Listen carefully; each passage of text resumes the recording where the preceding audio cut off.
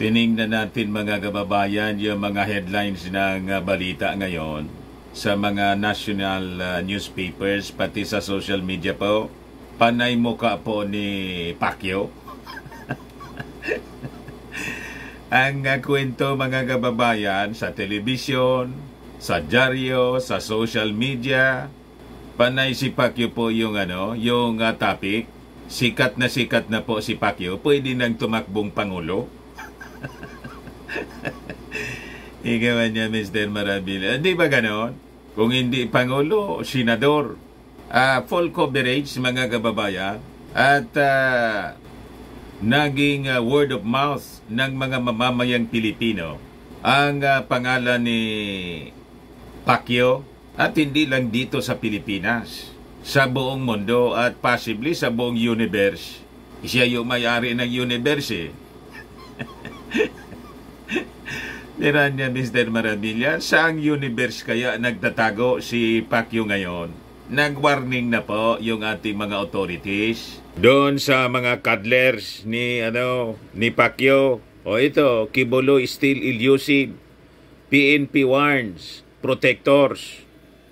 Bakit nandito yung picture ni Maudigs? Di kaya niya Mr. Maravillas nandun sa kulambo ni natutulog doon sa kwarto ni Maudigs kasi siya yung inappoint na administrator ng lahat ng properties. Pag doon naman yon sa bahay ni Maudigs po magtatago si Pacquiao. Kasi may mga nabasa tayo na mga reactions ng mga netizens. Kasi yung huntingan po, sinimula na ng PNP sa kanang NBI. Baka niya nandun lang sa bahay ni Maudigs.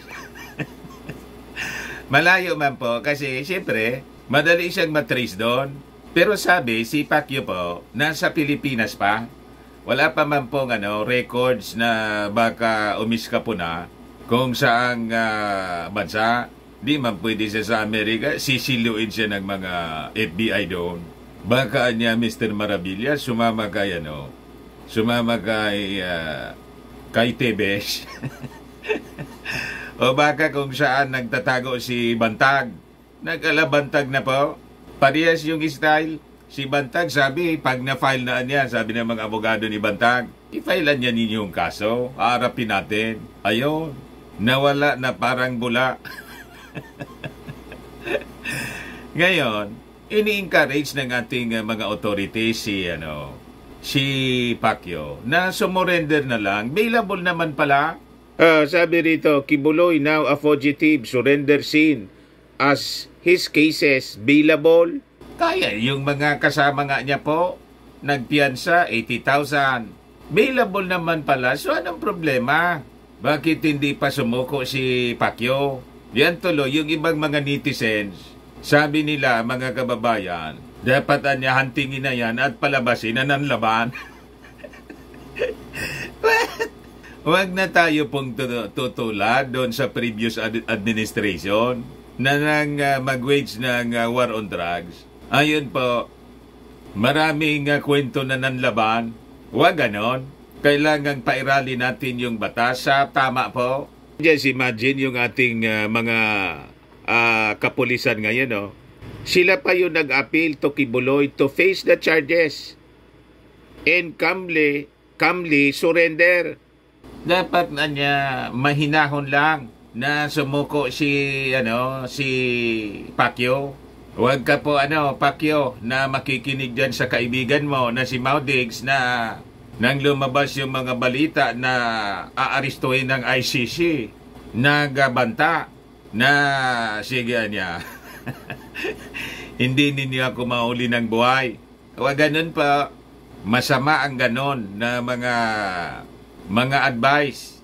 You have to surrender to the authorities. Because as you believe, wala kang kasalanan. The only way para mapatunayan na wala kang kasalanan is to face the charges filed against you.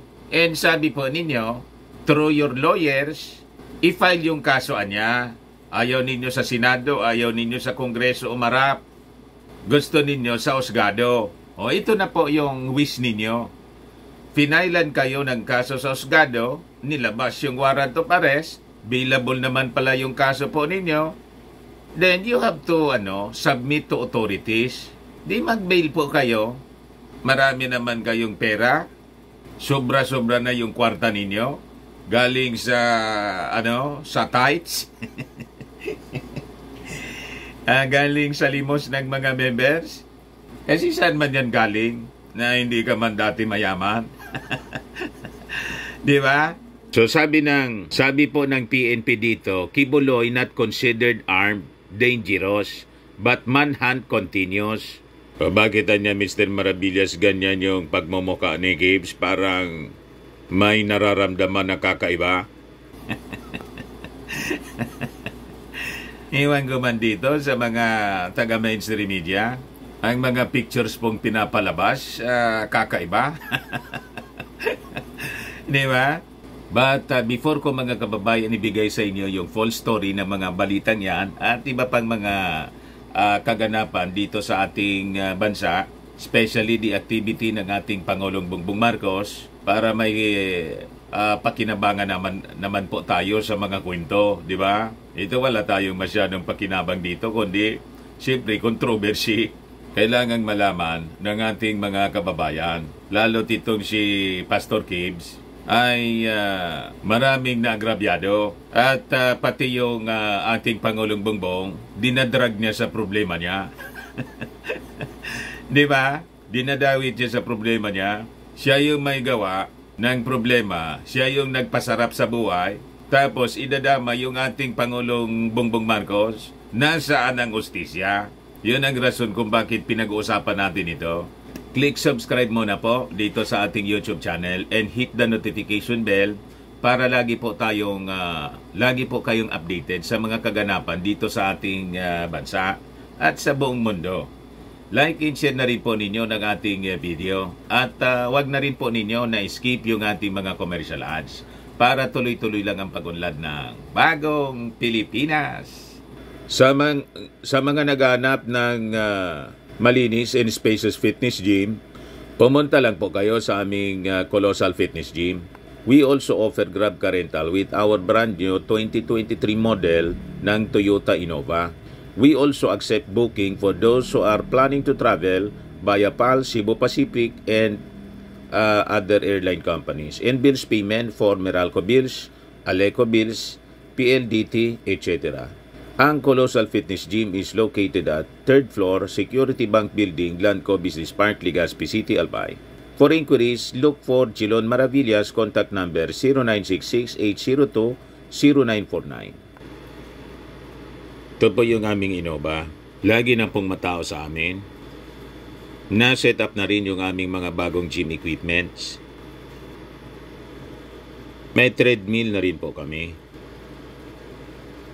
Ito naman po yung bago naming product na binibenta online. iGlow Serum. Whitening po siya. Tingnan niyo epekto sa aking anak na architect entrepreneur.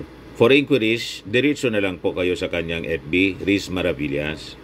Ito naman po, yung Firmax Firming and Lifting Cream. Pinapahid po ito sa mga pulses and affected area. Mainam po siya sa mga pains at paninigas na mga kaso-kasuan. Ito po, Automax Radiant Serum. Sa mukha naman yung application. Anti-aging po siya. You will look 10 years younger than your age. Sa mga cancer patients po, try niyo po ito. Ningxia Red Mix Fruit Drink. Hindi man po siya gamot. Food supplement siya. Kaya lang, gawa siya mga kababayan sa goji berry. Yung goji berry, may anti-cancer properties. Yung mga inquiries po ninyo, dumiritso na lang kayo sa aming messenger sa Facebook para masagot namin agad. Ayos? Ayos na ayos anya Mr. Maravillas. So, balik tayo mga kababayan sa ating kwento. Bangkitan niya Mr. Maravillas, ganun na lang ang kinasadlakan ni Pacquiao. Nagpatukso kasi mga kababayan sa Diablo.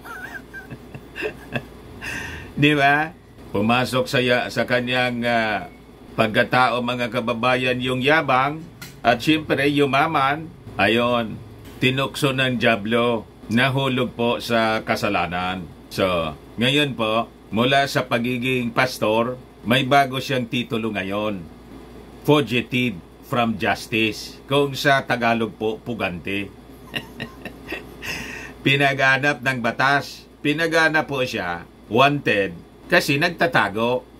Pero kung hindi na siya magtago, mga kababayan, hindi na siya wanted. Kaya that is the encouragement na sinasabi ng ating mga authorities, ng ating kapulisan.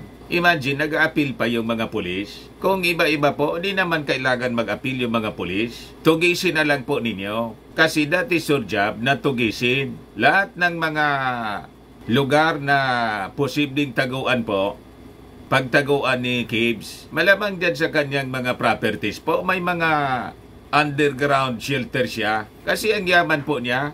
So, baka tulad ng yung mga leader sa Middle East, tulad ni Libyan leader Muammar Gaddafi at saka ni Saddam Hussein, may mga bunkers po sila sa kanilang mga mansions kasi maraming kaaway. Possibly ganun din po si si Pacquiao. May helicopter nga, may eroplano yata ito. At malawak yung inyong intelligence networks, di ba? Sa bagay, kalalabas pa man lang po ng warrant of arrest. So, sinerve po doon sa Davao, sa known address ni Pacquiao, yung warrant of arrest, kailan po hindi matagpuan. So, nasa pagtatago. So, sabi po ni NBI Southern Mindanao Chief Archie Albao, "We are not sure that he is still here in Davao, but we are pretty sure that he is still here in the Philippines because based on the record of the Bureau of Immigration, he has not left the country. So under the law niya, if you are not arrested, you are considered fugitive from justice." So galing po sa pagiging pastor, naging pugante na po. Kaya nga po sabi sa Word of God, be humble. He who humbles himself shall be exalted, and he who exalts himself shall be humbled. So ito po yung nangyayari dito sa tropa ni Fenta King. So importante po na humble lang po tayo. Kung sino-sino pong hinahamon ni Pacquiao. Hinamon niya yung Senado, hinamon niya yung Kongreso, hinamon niya yung Pangulo, hinamon niya mga kababayan yung DOJ. O ito na ngayon mga kababayan ang sagot sa kanyang hamon. Wanted siya ng Senado, wanted siya ng Kongreso, wanted siya ng husgado ng DOJ. Wanted siya ng NBI kasi yung NBI at PNP, sila yung mag-enforce. Pero sabi po ni Albao, it is possible that Kibuloy will also surrender because the cases against him are bailable.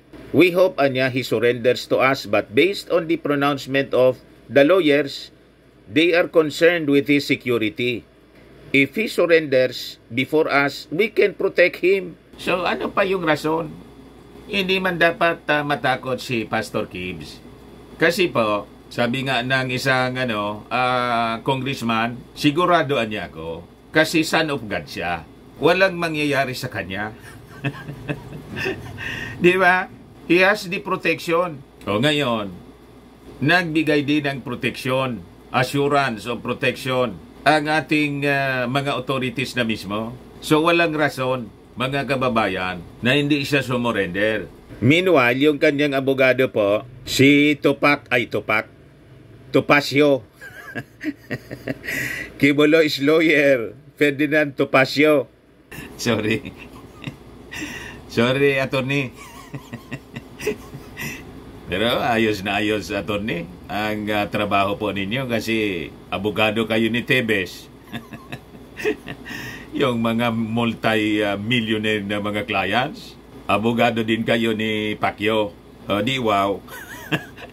Di ba? Kwan mo, pahabain mo yung pahabain. Paikutin yung kaso. Mas matagal, mas ayos. Di ba? Bagay niya, Mr. Maravillas. Ganun naman talaga. Magiging, sabi nga ng DOJ, it will be, a tedious, process. Yes, mayaman yung kliyente. Siyempre, matindi niyan ang laban sa husgado. So sabi po ni Atty. Topacio, they would exhaust all judicial remedies as he lamented that some powerful individuals were hell-bent on persecuting his client. Wala man pong ganun. Walang ganun po. Ang mga authorities natin just acting on complaints. Halimbawa doon sa Senado, bakit pinapatawag siya ng Senado? Kasi yung Senado po, hininga ng tulong ng mga complainants. Yung mga complainants na biktima allegedly ng sexual abuse, ng rape and sexual abuse. Parang yung doon din sa parehas ng kasong final doon sa Amerika. Kung sana yung kaso na final sa Amerika, hinarap na niya yan doon. Di ba? Mataas yung tiwala natin sa husgado ng Amerika. Tayo nga dito, tingin natin sa husgado natin, mahina. Laging may comparison. Pag sa Amerika, may hustisya. Dito walang hustisya. Sana doon, hinarap na niya yon. Di ba? Para hindi na po siya nakaso rito. Tumakas siya doon sa Amerika. Umuwi siya rito. Siyempre po, ahabulin siya dito. Lalo't may mga Filipina na mga alleged victims niya ng sexual abuse. So ayon, final mga kababayan sa sa Senado po, nagreklamo sa Senado. So, obligasyon po ng Senado na magsagawa ng inquiry. Iningan sila ng tulong in aid of legislation para mapalakas yung ating justice system po. Kung kailangan ng mga amendments sa mga existing laws natin, yun ang ginawa po ni Risa Hontiveros. Kaya kahit ayaw ko kay Risa Hontiveros, medyo nagustuhan natin.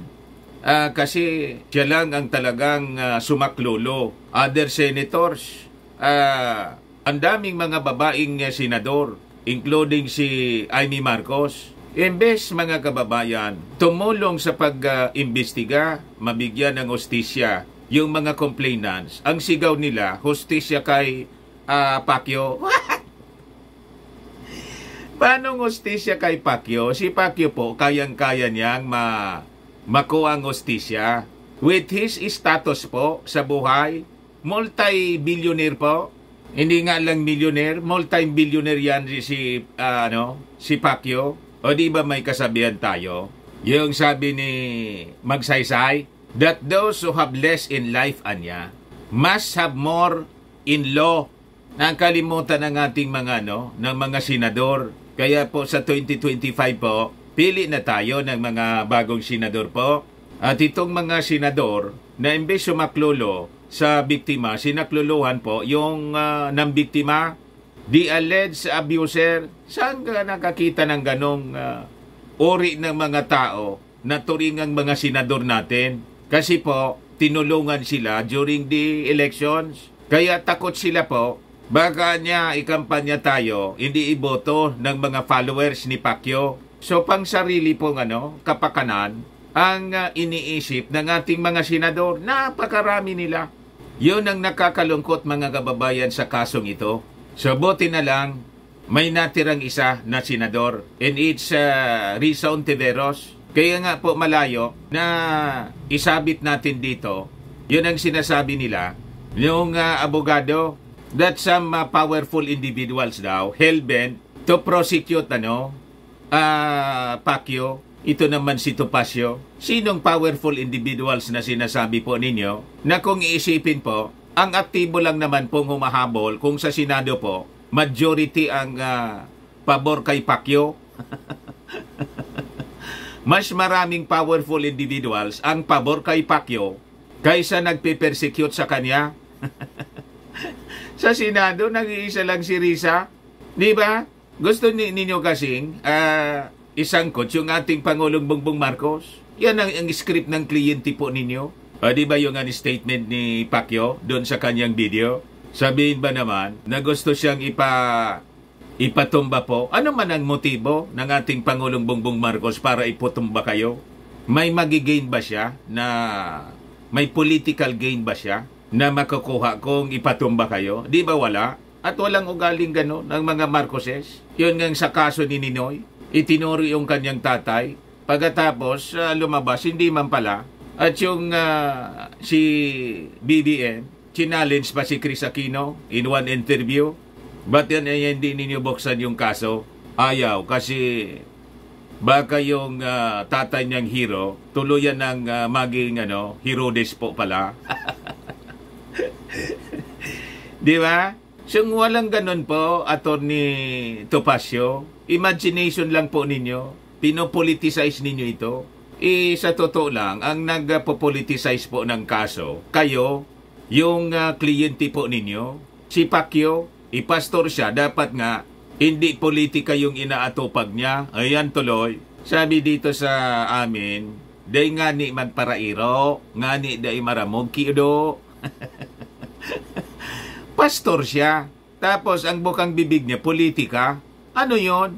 Di ba? Ayan.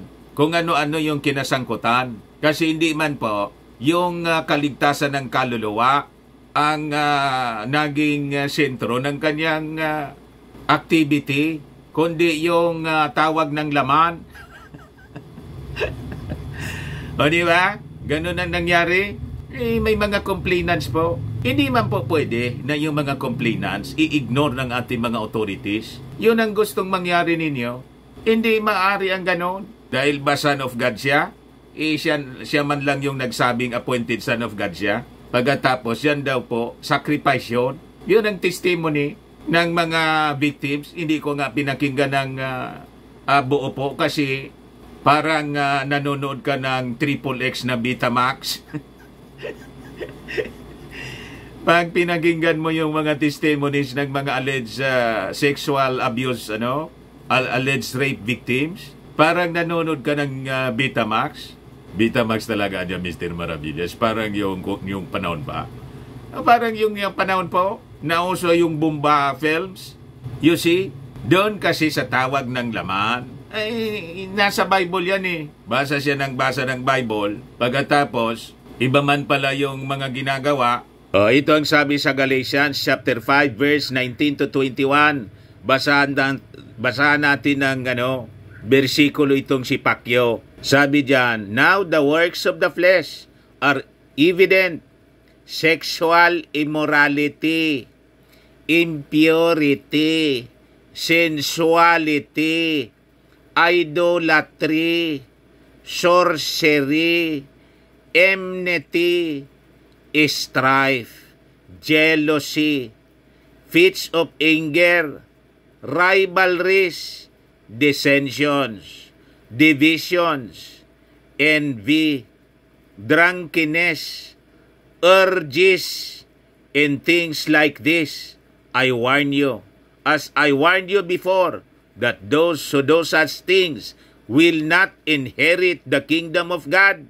Kaya po sinasabi ko sa inyo, hindi ako naniniwala na si Pacquiao po, appointed son of God, at may claim pa siya, pabalik-balik daw siya doon sa langit, may kondo daw siya doon. Kasi makikita mo yun sa gawain po. O yun mismo, ang laman ng kanyang asunto, both in the US at dito po sa atin, in local court, at pati sa Senado, yun ang iniimbestigahan po. Sensuality, sexual immorality, all these are works of the flesh. Makamundo, makalaman. You see po, wag kami. Nag-warning kasi po yung ating Panginoong Hesukristo that in the last days po, mag-ingat daw tayo sa mga bulaang guro, bulaang propeta. Ayaw ninyong makinig eh. Kaya ini-encourage ko po kayo, you have to read the Bible, study for yourself para malaman ninyo ang katotohanan at hindi po kayo ma-deceive kasi sa panahon na to, ang daming mga deceivers, manloloko. Sabi dito sa James 1:14 to 15, but each person is tempted when he is lured and enticed by his own desire. Then desire, when it has conceived, gives birth to sin, and sin, when it is fully grown brings forth death. Kaya, paano isisi ninyo yung si Pacquiao? Isisisi niya yung kanyang kinalagyan, kinasadlakan po, isisi niya kay Risa Hontiveros. Ikaw, Atty. Topacio, isisi ninyo sa sinasabi ninyong mga powerful individuals.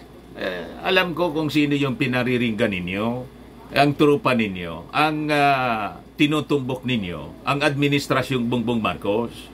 Walang ginalaman po sa kinasadlakan ng inyong kliyente, yung ating gobyerno. Ang gobyerno just acted on complaints. Ang gusto ninyong mangyari, kasi mga kilalang tao kayo, pastor, pwede na ang lahat. Hindi maaari ang ganon. May reklamo, sagutin mo yung reklamo. If you are innocent, prove it in court. You challenge the authorities. Pati yung Senado, challenge ninyo. Hindi kayo pupunta sa Senado. Kaya kayo kinuntem. May power yung Senado eh. Kaya wanted kayo ng Senado. Isabi sa Word of God, pasakop kayo sa mga governing authorities.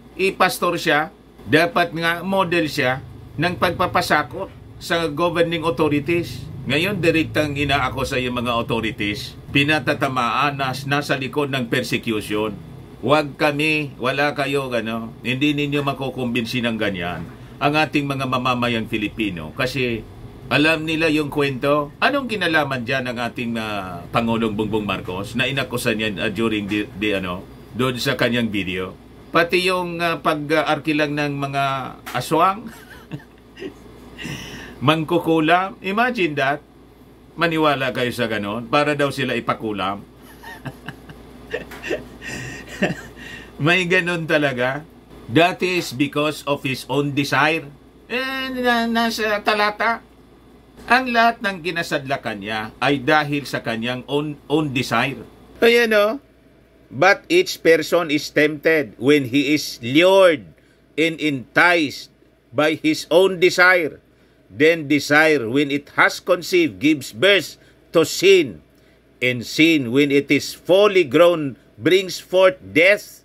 Yan ang pwedeng karapin niya. Kung may death penalty rito, kakaharapin niya ay kamatayan po. The wages of sin is death, sabi sa Word of God. Napakalinaw, Romans 6:23. The wages of sin is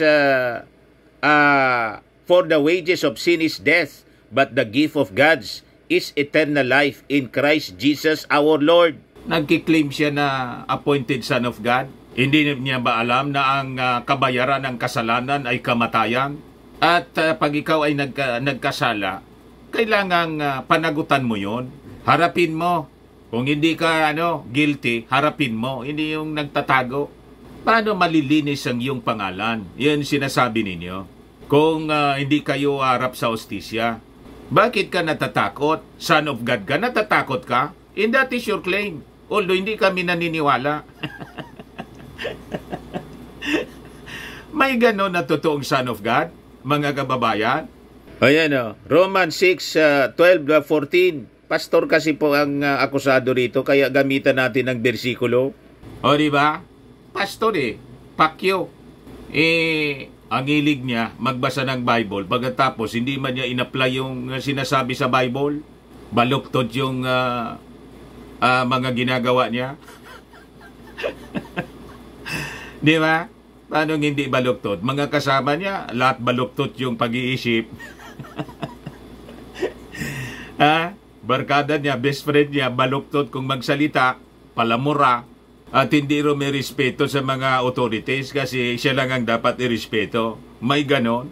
Iyan po ang sabi rito, Romans 6:12-14. Let not sin therefore reign in your mortal body to make you obey its passions. Adaling sabi, huwag kang magpa-tukso sa tawag ng laman. Na yung tawag ng laman, yun ang yun ang namamayani. The passions. You obey the passions of your body. Kaya may pa massage doon sa kwarto daw, sabi ng yung isang victim. Pagkatapos, ayon, diretso na po. Parang ang nanood ng Betamax yung kwento. Do not present your members to sin, as instruments for unrighteousness, but present yourselves to God as those who have been brought from death to life, and your members to God as instrument for righteousness. For sin will have no dominion over you, since you are not under the law, but under grace. Naintindihan mo, Pacquiao? Yan kasi, imbis mag-aral ka ng tuloy-tuloy sa you immerse yourselves sa Word of God, politika yung pinasok mo para para maging powerful ka. Ayun, yumabang. Kaya pag pinakinggan mo po, napakayabang. Ini-stop ko niya yung stop! Sarili daw niya yung universe. Ako na niya may-ari, pati ng kaluluwa ng mga tao. Dapat dadaan daw sa kanya. You see, mga kababayan, pagkatapos yun ang pinaniniwalaan ng mga senador, pati ni Maudigs, palibasa, lahat kayo, mga ignorante kayo sa Bible. Kaya ang dali ninyong ang dali ninyong mauto. Imagine ang mga senador na to, ever learning, sabi sa Word of God, ang description sa kanila, matataas yung mga pinag-aralan. Ever learning nga eh. Ito sabi ni San Pablo sa 2 Timothy verse 3, chapter 3 verse 7, always learning anya, but never able to come to the knowledge of the truth. Yung King James ang maganda. Ever learning and never able to come to the knowledge of the truth. Ito mga senador na kaalyado ni Pacquiao, matataas yung pinag-aralan nila. Pero yung iba hindi man, mga ordinaryo lang, tulad ni Robin Padilla. Ito yung mga tao na sabi nila marurunong sila, ever learning nga eh. Pero hindi nila masumpungan ang katotohanan. Bakit po? Hindi man katotohanan yung kanilang pinag-aaralan, kundi kasinungalingan. Pinakikinggan nila na pastor sinungaling. Imagine, pinalitan na po yung lugar ng ating Panginoong Hesukristo. Siya na yung appointed Son of God. Siya na yung may-ari ng ating kaluluwa. Lumalabas, siya na yung tagapagligtas. Iisa man lang po ang tagapagligtas at daanan ng ating kaluluwa. And it is Jesus Christ. Nasa talata po yan. Napakalinaw. That's written, mga kababayan, sa John 14:6. Si Jesucristo mismo ang nagsabi. Sabi diyan, Jesus answered, I am the way, in the truth, in the life. No one comes to the Father except through me. Pagkatapos, nag-claim si Kibuloy na kailangan yung signature niya. Dadaan sa kanya. Pinalitan na yung ating Panginoong Jesucristo. Sabi ng ating Panginoong Jesucristo, siya lang ang daan, ang katotohanan at ang buhay. Walang makakapunta doon sa Ama, sa langit, except anya, through me, sa akin, hindi kay Pacquiao. Naintindihan ninyo, mga followers ni Pacquiao? Pinalitan na niya yung posisyon, yung kalagayan, yung tagapagligtas. Siya na yung tagapagligtas. Paniwala man yung mga ignoranting senador. Hindi man nagbabasa ng Bible, kaya madali kayong maloko. Kasi yung intention ninyo, politika man lang, para manalo kayo, na pag ibinoto kayo ng mga members ni Pacquiao. Yan ang katotohanan dyan. Pang sarili ninyo.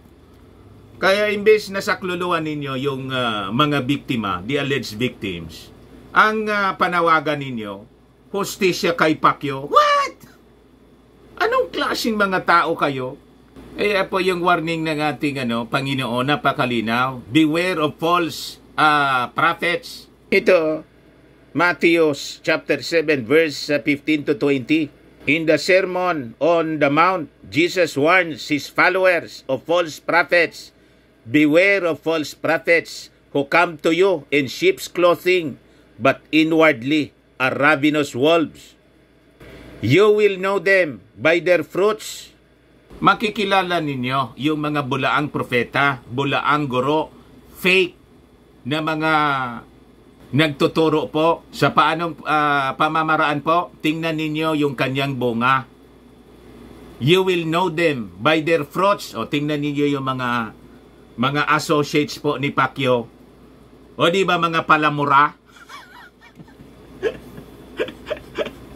Yung mga naniniwala kay Pacquiao po, ang sasama ng mga ugali, palamura, saan ka nakakita, mga kababayan, na prayer meeting po, ang makikita po ninyo, sayawan. Insultuhan dito, insultuhan doon. Murahan dito, murahan doon. You see? May ganun na prayer, rally. So makikilala na anya ninyo, sabi mismo ng ating Panginoong si Kristo, ang mga bulaang propeta, doon sa kanilang mga gawa, sa bunga ng kanilang mga gawa. Kaya nagtaka pa kayo kung bakit yung mga supporters niya, o tingnan ninyo yung mga defenders nila, na mga vloggers na DDS, o di ba ang sasama ng mga ugali, ang sasama ng mga nilalabas sa kanilang mga bibig, basura, mga sinungaling. Tama pa?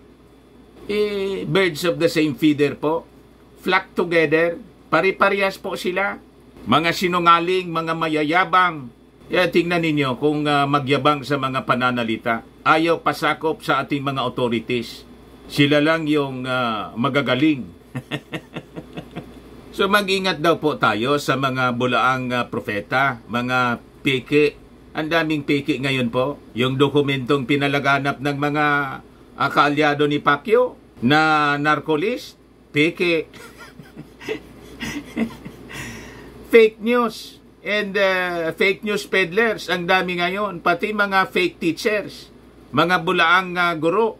O dito pa yung isa. Ano yan, Mr. Maravillas? Yung peking pari. Ayan, alleged fake priest leads Holy Mass at a University Sports Fest opening. Ayan, On April 1, a now deleted Facebook post from the FAU Makati Student Council showed photos of a liturgical mass held an opening invocation for FAU Sport Fest 2004. The photos provided in the post suggested the solemnity of the event and that the importance of the Holy Sacrament were emphasized during the invocation. However, the innocent post received backlash when people pointed out that the person who presided the Mass was not actually an ordained Roman Catholic priest. Ayan po. Ano ko sa inyo? Lagana po yung mga fake people. Kasama doon ang mga false prophets, peke. Dito po ang daming fake preachers, mga peking pastor. Para po makita ninyo,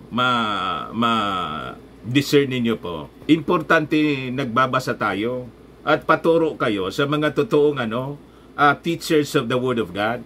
Hindi kung sino-sino po, mga kababayan. Lalo yung mga purpose lang po, magpayaman.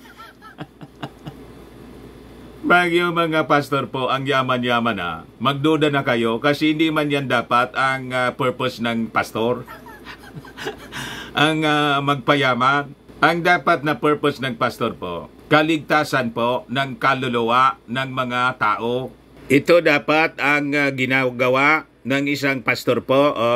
Matthew 6, 19 to 21, sabi diyan, do not lay up for yourselves treasures on earth, where moth and rust destroy, and where thieves break in and steal, but lay up for yourselves treasures in heaven, where neither moth nor rust destroys, and where thieves do not break in and steal. For where your treasure is, there your heart will be also. Kung saan niya yung yaman mo, nandun ang puso mo. Tama po mga kababayan. Kaya tingnan ninyo po yung mga pastor ninyo kung nagpayaman. Kung nagpayaman yung pastor ninyo, malamang fake. Kasi ang utos sa atin po, sa mga Kristiyano, totoong Kristiyano, mag-ipon ka niya ng yaman sa langit, hindi sa lupa. Tama po? Kasi sa lupa, pwede lang mawala, nakawin. Pero anya, Mr. Maravillas, bakit sige payaman mo? Hindi man po, yung tama lang naman, ang, di ba? Kailangan din nating maghanap buhay para mamuhay tayo ng maayos. Hindi naman po yung pagpayaman po, hindi man po bawal sa Bible yon. Basta't wala kang inaapakan na, na kapwa, tulad nito mga akusadong ito. Di ba? Ipag dumalo yung biyaya, ang biyaya ay galing sa ating Panginoong Diyos sa langit. Kasi He owns everything. As children of God, walang masama na tayo ay magmana ng kanyang mga biyaya. Ganun po. But sabi sa Bible po, mga kababayan, Seek ye first the kingdom of God and His righteousness, and all these things shall be added unto you. Dagdag nga lang po, all these things. Imagine that. Siksik-liglig at umaapaw. Ang pagpapala. And it could be pagpapalang material or spiritual. Ang masama po pag naging ganid ka na, suwapang, at nang umasenso ka sa buhay, nagsamantala ka sa iyong kapwa, worse you commit heinous crimes against others. Yun po yung masama. Balanse po yung ang Word of God po, balanse. Umabaan niya, Mr. Maravillas, yung sermon mo. Kasi nga po, ang topic natin dito, si Pacquiao, isang nagpapakilalang appointed son of God. Ngayon po, puganti na po siya. Yung appointed, naging disappointed, naging wanted. Hindi pa kasi po sumusuko. Ayan man lang po mga kababayan. Ako po si Dante Maravillas. Bye-bye. God bless.